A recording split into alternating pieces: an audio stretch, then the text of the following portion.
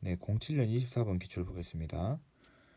두 하단에 그 관측 자료가 나와 있고 이 자료를 이용해서 반경비와 질량비를 구하는 문제입니다. 반경비를 먼저 구하고 이제 질량비를 나중에 구해야 되는데 반경비 먼저 구해보도록 하겠습니다. 먼저 그 주어진 자료에 보면 이제 적색편이가 있고 각 반지름이 있습니다.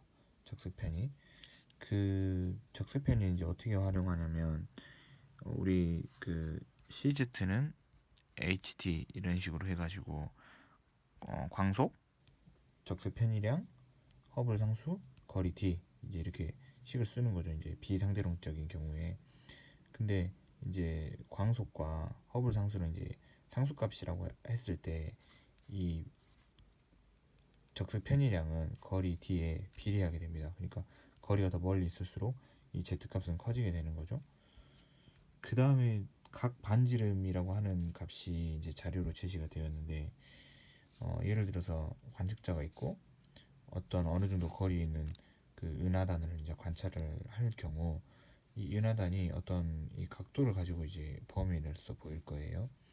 그런데 이때 이 사이에 이 각도가 이제 각 반지름이라고 할 수 있습니다. 그리고 이제 이거는 이제 반지름이 되겠죠. 은하단의 실제 반지름.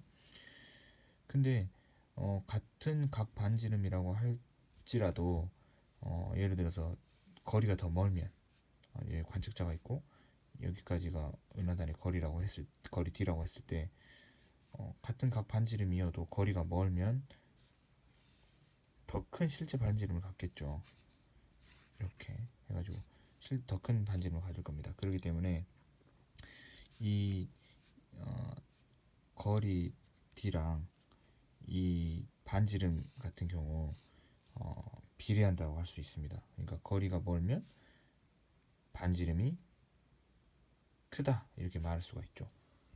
근데 이제 이 반지름은 이제 거리가 멀어서 같은 각 반지름일 때 거리가 멀어서 D가 커서 반지름이 커질 수도 있지만 예를 들면 같은 D라고 했을 때는 이 각 반지름이 커지면 반지름이 또 커지는 거죠.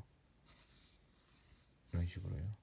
같은 D라고 거리라고 했을 때 각 반지름이 그러니까 결론적으로 저희가 지금 구하려고 하는 것은 반경비인데 반경비 이 반경비를 구하려고 하는 거죠. 두 나단의 반경비.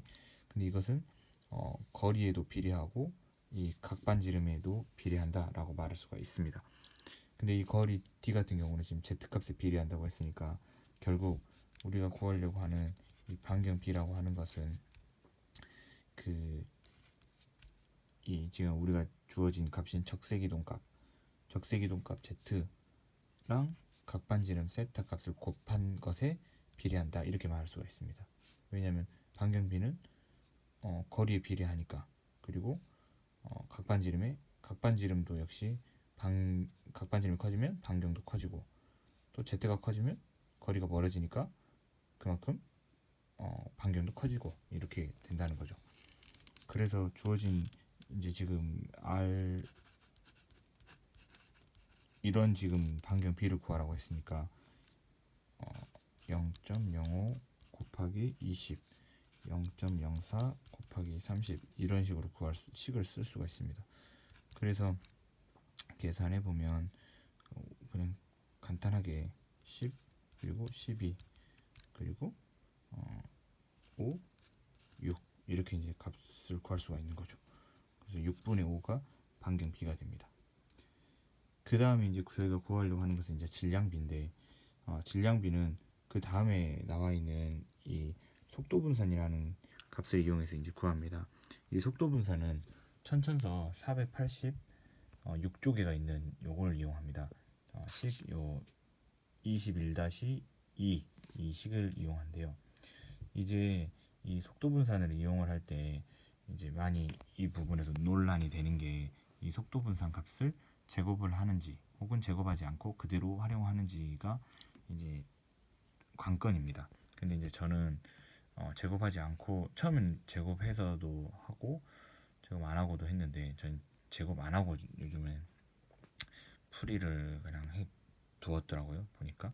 근데 제곱을 하지 않는 이유를 이제 생각해 보면 여기 값에 보면 항성들의 특이 운동 속도를 제곱한 평균, 그리고 이제 이것은 이제 속도 분산에 의해서 생긴다 이렇게 얘기를 한 거죠. 근데 이 분산이라고 하는, 수학적으로 이제 분산이라고 하는 게 제곱을 해서 평균을 낸 거니까, 이 제곱을 이미 하고 이것의 평균이 이미 이건 분산인 거죠. 그러니까 이 분산값에다가 제곱을 다시 해줄 필요는 없다는 겁니다.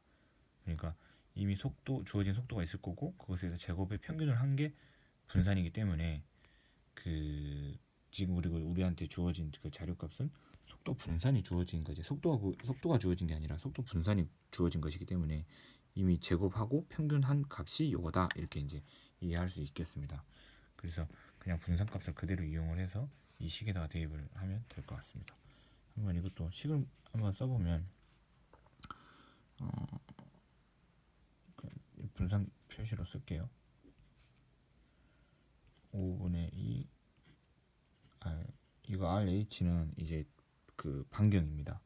그리고 GM, 여기서 이제 M이 저희가 구하려고 하는 질량 B인 거고, 만윤력 상수는 상수값으로 합니다. 그래서 질량으로 식을 정리를 하면 이제 비례하고, 이것은 이 속도 분산에다가 이렇게 이제 쓸 수 있는 거죠.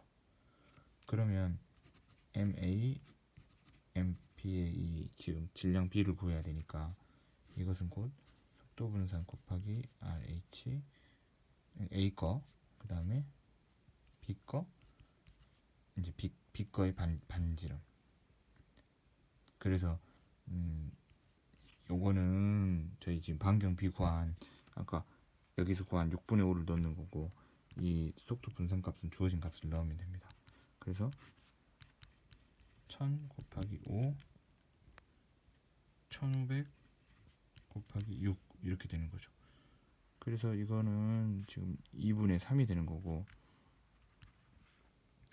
그러면 6, 3, 18이고 5, 2, 10이고, 그래서 5분의 9가 된다, 이렇게 할 수 있습니다. 이제 참고로 제곱을 해서 구하면 이제 요 값을 요 값을 제곱해서 이제 구하는 것이 되거든요. 그래서 27분의 10이 됩니다. 이 두 개를 제곱해서 구하면. 그래서 27분의 10으로 답이 나온다는 것은 이 속도 분산을 제곱해서 이제 구했을 경우 그렇게 나오는 거고, 제곱을 하지 않고 구하면 그냥 9분의 5가 된다, 이렇게 하시면 되겠습니다. 그래서 저 같은 경우는 그냥 분산 값 자체가 제곱 평균한 것이기 때문에 다시 제곱 안 해줘도 된다, 이렇게 저는 생각합니다. 그래서 결론적으로 반경비는 6분의 5, 그 다음에 질량비는 9분의 5다, 이렇게 하면 되겠습니다.